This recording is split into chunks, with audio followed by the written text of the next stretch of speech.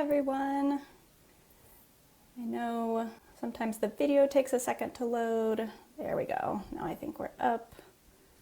And perfect. Hello, welcome. Happy Wednesday. Hopefully everyone's staying cool. I know the whole US is kind of on fire right now. I know it's hot in Oregon, which it's normally not.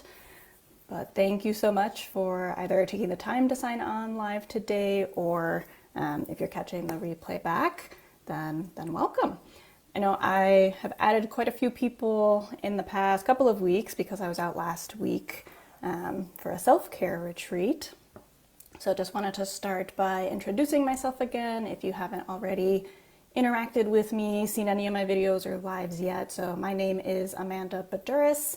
I use she, her pronouns. I am a licensed psychologist currently in Oregon, though I'm originally from Chicago.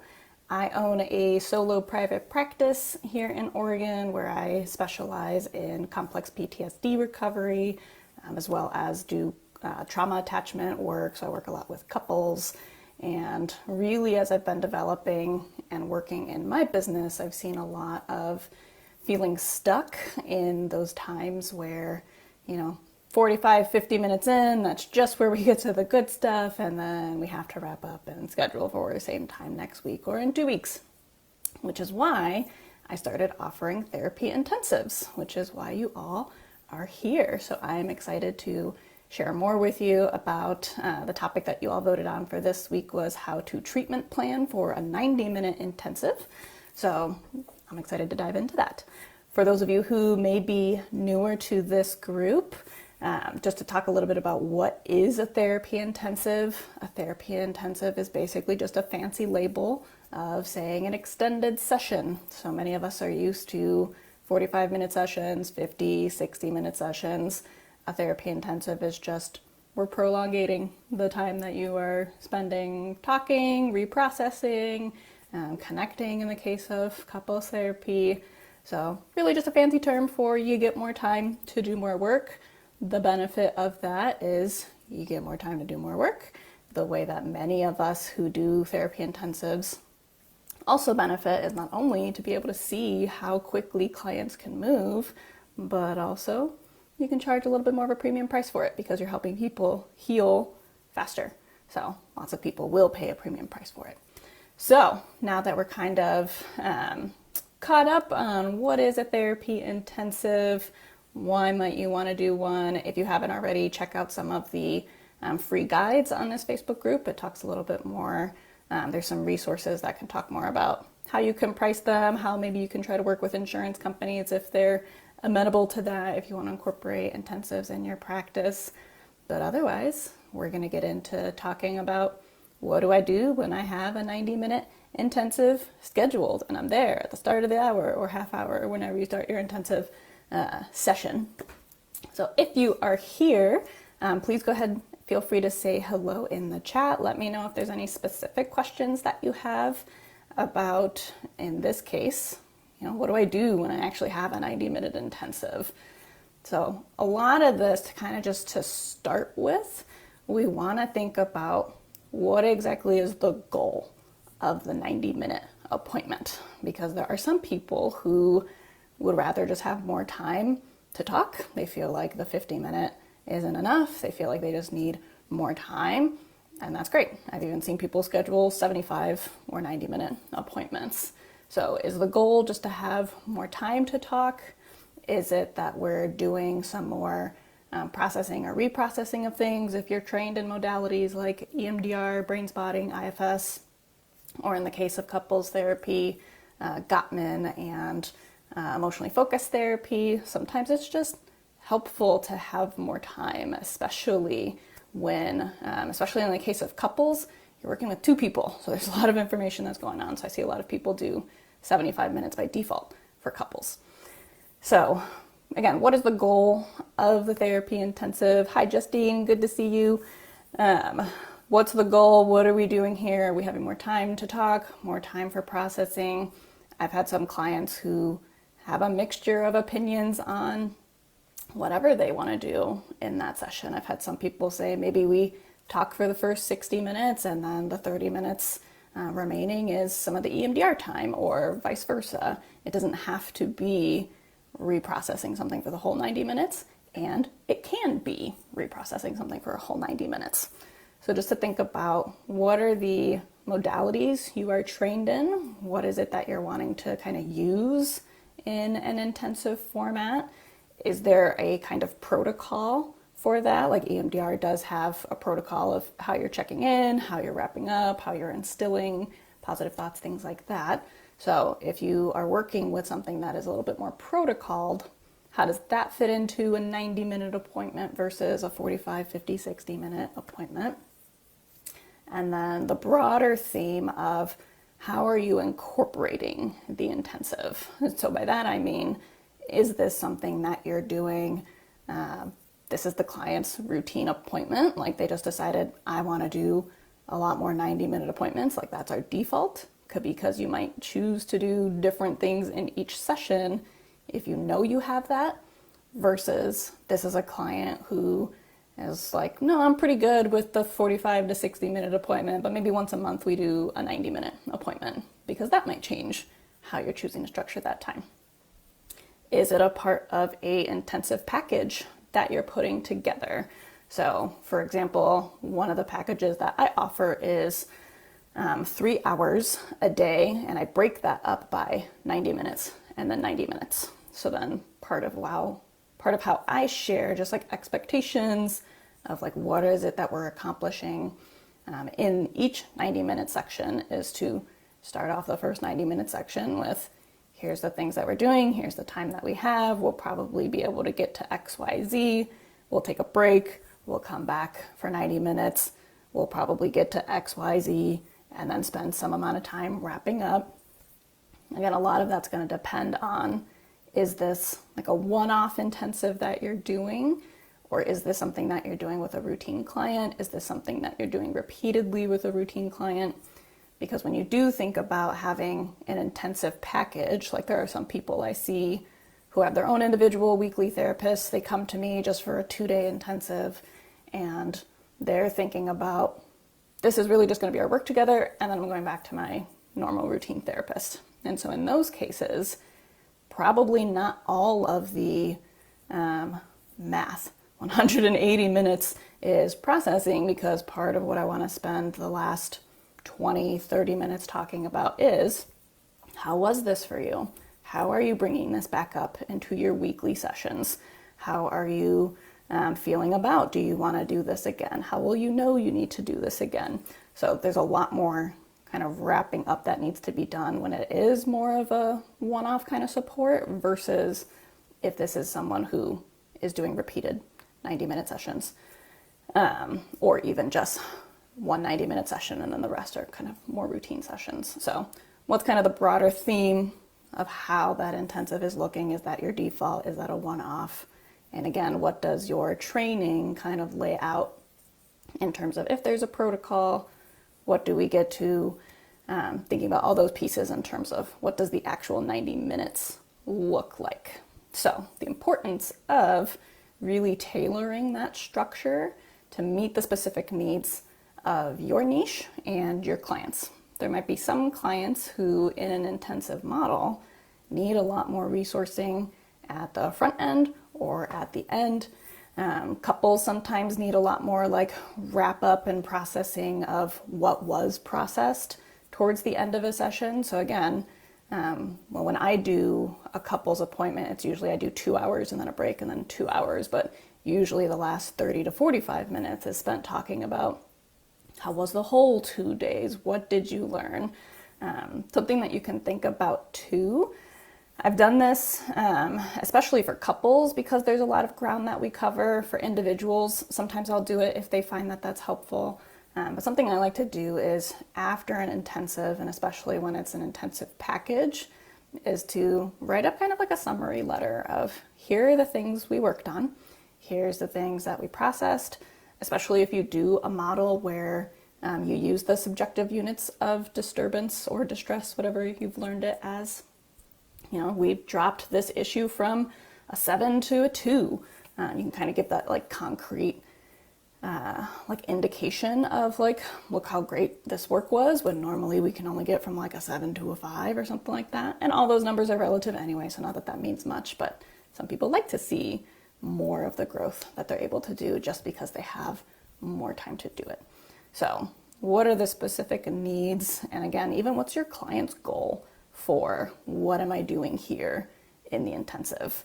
Because part of that too is in how you talk about setting expectations for, if we just have this one 90-minute appointment once a month, if we're consistently doing 90-minute appointments, if you're doing a 1-day package, a 2-day package, whatever it is that you offer, talk with your clients about what are the things that you can generally expect, right? Here's the goals that we can set, but knowing that as much as you notice as a therapist, 50 or 60 minutes fly by, 90 minutes and 2 hours will also fly by once you're really in there and doing some processing of things.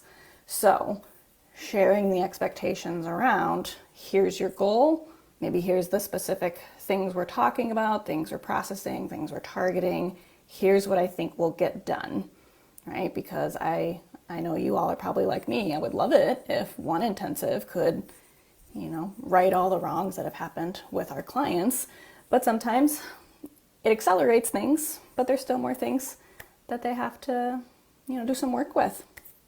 So to be thinking about, particularly for me, when I do the 1, 2, or 3 day intensive packages, I have a section on my website where I'm talking about, little FAQ section of what can I expect to achieve in a 1 day? What can I expect to achieve in a 2 day, in a 3 day, so that clients, if they read all the FAQs, can really go in there and see, okay, yep, if I'm coming in with this one big event that I'm wanting to do some processing with, then maybe a 1 day is a good fit for me. Maybe a 2 days an even better fit for me.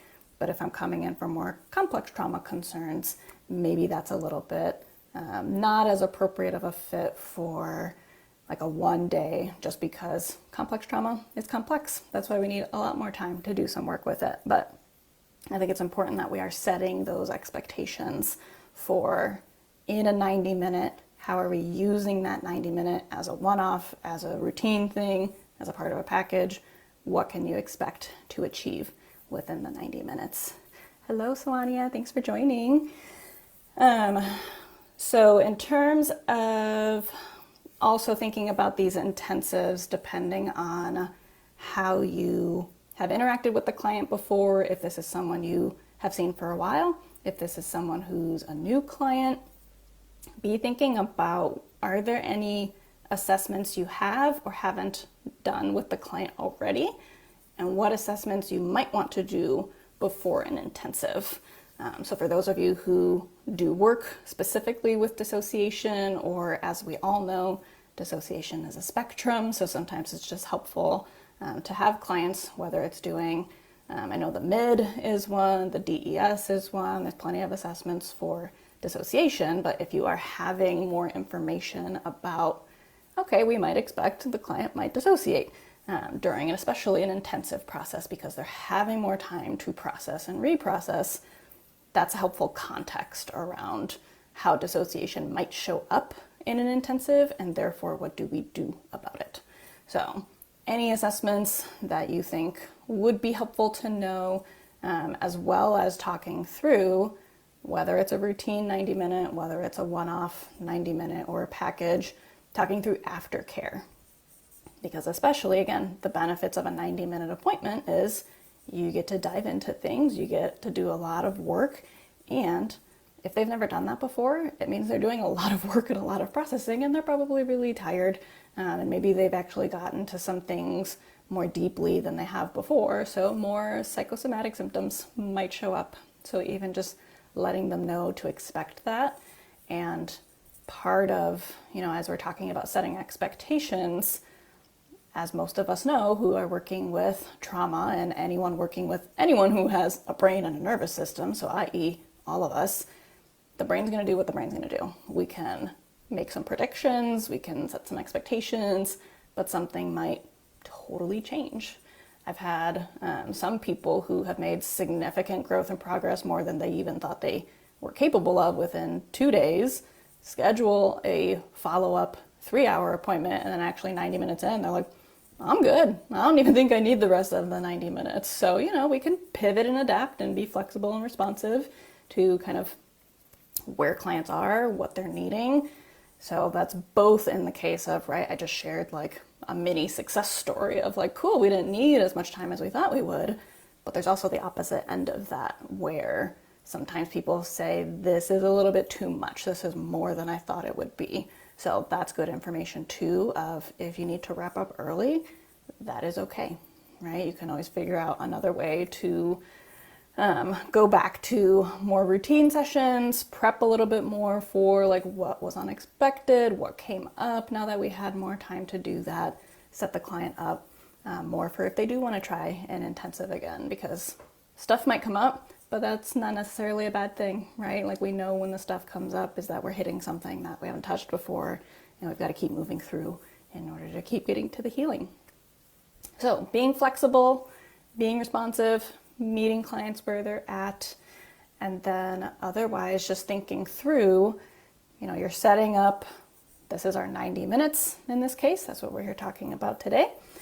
So boundary setting, very important for us as therapists generally. How many of us have scheduled a 60-minute appointment and go 67 minutes, 70 minutes? How many of us have scheduled 45-minute appointments and go to 50 or 60 minutes? Like sometimes we're guilty of that. That happens. That's fine, right? It does happen. Acknowledge how much it's a pattern that's happening. But especially in the 90-minute intensive, it can be a lot more work on you as the therapist. I feel simultaneously like it's tiring to pay a lot of attention for an extended period of time, and it's also energizing to see, like, look how much work this person is doing. This is so exciting, and we've still got 45 minutes left to go. So there's a lot of energy and emotions and things that are kind of swirling, which could make it easy to, oh, we're so close to the 90 minutes, but maybe if we just go to 100 minutes, maybe we'll get even more done. But be respectful of your own boundaries and give yourself, doesn't have to be a super hard stop sign, but know that 90 minutes is probably going to be enough. And if you're learning that it's not enough, if you're learning your client needs more time, you would like more time, you see the benefit of more time, then talk about the difference between a 90-minute and a 120-minute appointment with your clients. See if that's something that you prefer to offer, because part of this is also about how does it fit into your practice and your life, but also be thinking about how the clients are feeling, because just because we might say, yeah, 120-minute would be great for you, they might be like, 90-minute is just good enough, that's fine. So that's fine. So managing your boundaries, your time management too.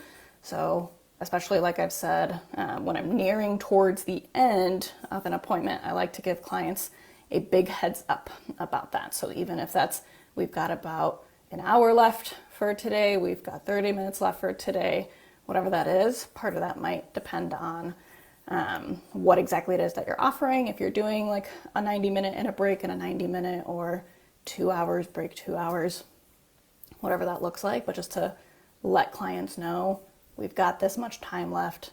And what I like to do, especially if there's a break component, if it's like more of like a package instead of just a 90-minute appointment, I like to ask people, we've got these 90 minutes left. Here's the work that we did so far today. What else would you like to make sure we get to with the time that we do have? Because I can feel this way too. I know our clients feel this way. We can get really ambitious with like, woo, we've got so much time. We're going to get to all these things.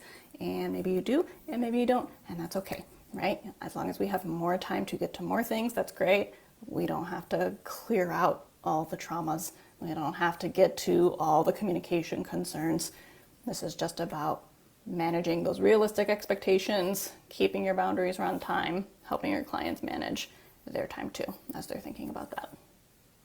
So to kind of recap everything that I've been talking about, thinking about generally adding intensives to your practice, they can be really helpful for not only your time, your flexibility, your scheduling, they can also benefit you financially because people will pay a premium price in order to feel better faster, feel more connected to their partners faster, or even just to feel more organized faster. And some people don't like to open up for just an hour at a time. Some people want to have more extended sessions as kind of like a default. I know I do that with my therapist because I like to just, let's get it out there, let's move on about our day.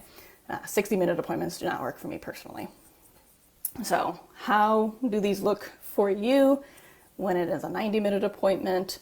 Is this a one-off? Is this a repeat as kind of like your constant? Is this a part of a package? What does your training indicate around? Is there any protocols, ways to structure that 90-minute appointment, like in EMDR or any couples modality? The importance of pivoting and adapting, right? If something comes up, it's okay to take breaks. It's okay to take a little bit more time for some grounding if needing, or shifting targets as needed. So just to be thinking about giving that heads up around expectations, what can a client expect to achieve, why it's okay if things need to pivot and adapt. So being flexible, being responsive, doing all the work that you already know how to do, you're just giving yourself more time to do it. So that's ultimately what I want people to hear too, is, again, a therapy intensive is just a fancy term for doing something you already know how to do. It's just sometimes we have to teach our clients about what the benefits are, because sometimes this is newer to us as therapists anyway. So everyone's learning about ways that therapy can be more effective and more efficient sometimes too. So hopefully you all found this helpful. If you do have any questions about other pieces when it comes to a 90-minute appointment, things that you're thinking about, things you have maybe specific questions about. Obviously there's some modalities I'm trained in, some I'm not, so I might be able to answer specific questions for some things and not for other things. But hope that you all have fun just incorporating 90 minutes into your caseload, if that is someone who wants to do it every now and then, if that's someone who wants it to be their default, or as you think about starting to incorporate more intensive packages. And as always, if you are looking for any ongoing support in that way, I have a few different coaching options, whether that's a group coaching kind of setup or individual coaching setups, as well as intensive coaching setups, because some people, just like us therapists, want to get a lot done in a little bit of time. So if you're interested in any of that, feel free to reach out to me on Facebook. You'll also have my email from being on the email list. But otherwise, I wanted to keep this short and sweet because I know everyone's either busy with vacations or you're running around doing lots of other things. So we're in and out in less than 24 minutes. So again, let me know if you have any questions. And otherwise, hope you all have a good rest of your day. Thanks for joining. Thanks for watching. And I will see you next time. Bye.